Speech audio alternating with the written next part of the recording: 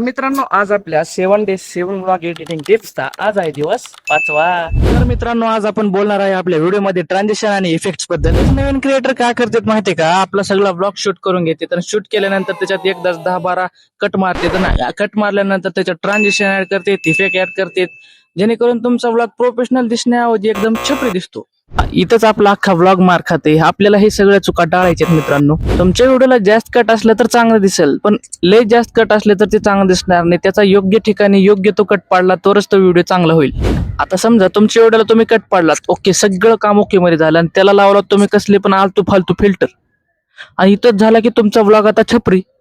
मित्रांनो, तुमचा व्लॉग एकदम प्रोफेशनल दाखवायचे, आपल्याला एकदम छपरीत दाखवायचं नाही. त्या चुका काही तर थांबवा आणि एकदम स्मूथ ट्रान्झिशन ठेवा आपल्या व्हिडिओमध्ये, जे की तुमचा व्हिडिओ एवढा क्लीन आणि नीट स्मूथ ट्रान्झिशन असलेला ठेवा की ती बघणाऱ्याला पण जाणून की बाबा ह्यानं ह्या व्हिडिओमध्ये कट पाडले. आणि हा एक गोष्ट लक्षात ठेवा, आपल्या व्हिडिओला इफेक्ट लावण्याऐवजी एकदम सिंपल कट देऊन टाका, जेणेकरून तुमचा व्हिडिओ एकदम प्रोफेशनल दिसेल. मित्रांनो, एवढे टिप्स करा आणि जाता जाता मला फॉलो करायला विसरू नका बरं का. भेटू आपल्या डे 6 मध्ये.